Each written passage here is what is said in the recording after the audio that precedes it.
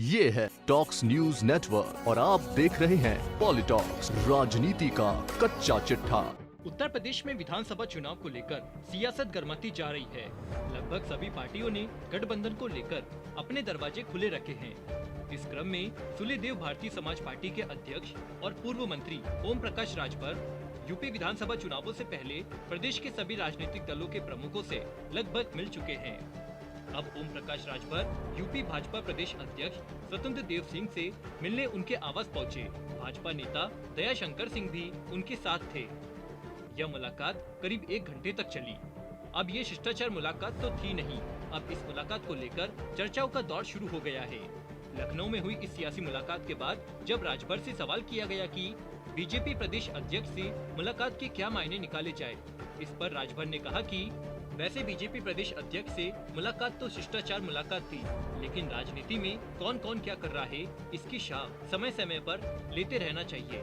राजभर ने बड़े संकेत देते हुए कहा कि 2 बड़े नेता व्यक्तिगत मुलाकात भी कर सकते हैं। जब ममता बनर्जी और सोनिया गांधी मिल सकती हैं, जब मायावती और अखिलेश मिल सकते हैं, तो राजनीति में कुछ भी संभव है। इससे पहले राजभर ने कहा था कि अमित शाह भी बुलाएंगे तो नहीं जाएंगे। राजभर ने मुलाकात के बाद कहा कि देश पहले कृषि प्रधान था, लेकिन अब जाति प्रधान हो गया है। छोटी जातियों की काफी उपेक्षा हुई है। हम प्रदेश में भागीदारी संकल्प मोर्चा इन सबको न्याय दिलाएगा।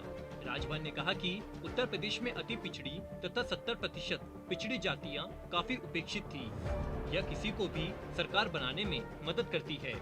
राजभर ने कहा कि प्रदेश की 45% ओबीसी जातियां हमारे साथ है। हम इसी दम पर सरकार बनाएंगे। इसी वोट के दम पर सरकार बनती या बिगड़ती है। हमारे पास तो पर्याप्त वोट है।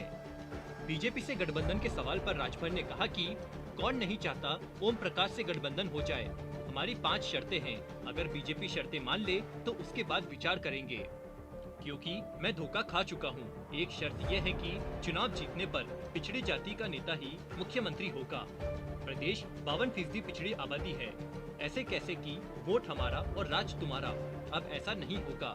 वोट हमारा होगा और राज भी हमारा होगा। हम 2022 करके दिखाएंगे।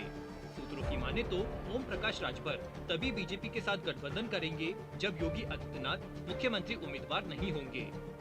वहीं बीजेपी योगी आदित्यनाथ को ही सीएम उम्मीदवार बनाने की तैयारी कर रही है।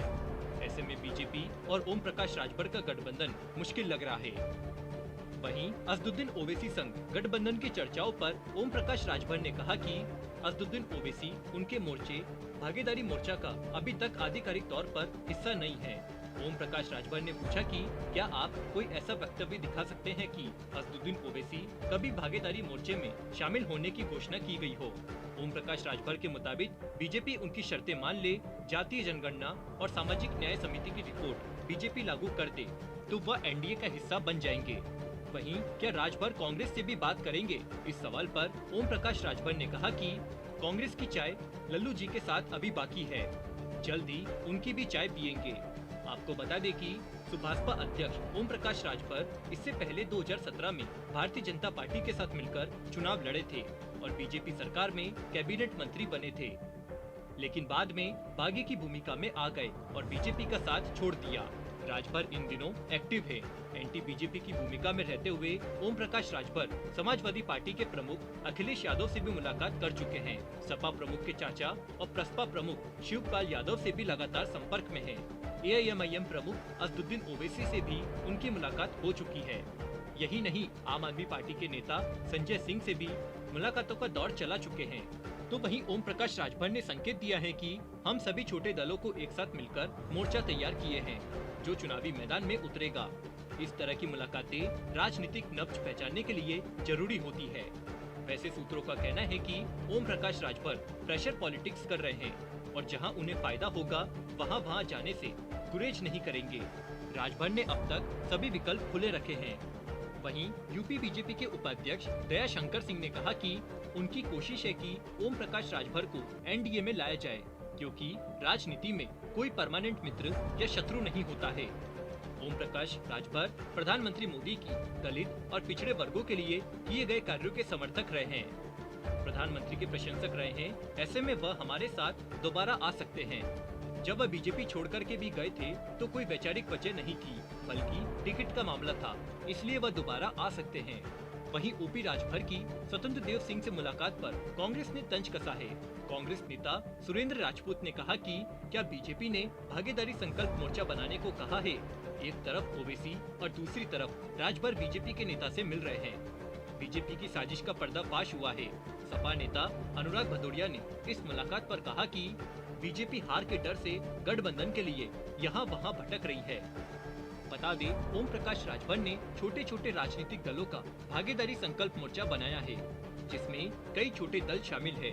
इस मोर्चे के गठन और 2022 के आगामी विधानसभा चुनाव की तैयारियों को लेकर वह AIMIM के प्रमुख असदुद्दीन ओवैसी से भी कई बार मिल चुके हैं। उत्तर प्रदेश में करीब 4% और पूर्वांचल में 18 से 20% राजभर वोटर है। पूर्वांचल के 2 दर्जन जिलों की 100 से अधिक सीटों पर राजभर वोटर हार जीत तय करने की क्षमता रखते हैं। इनमें वाराणसी जिले की 5, आजमगढ़ की 10, मऊ की 4, बलिया की 7, गाजीपुर की 7, जौनपुर की 9 और देवरिया की 7 विधानसभा सीटों पर राजभर वोटर्स काफी तादाद में हैं। राजभर की माने तो यूपी की 66 सीटों पर 80,000 से 40,000 तक और करीब 56 सीटों पर 45,000 से 25,000 तक राजभर वोटर है।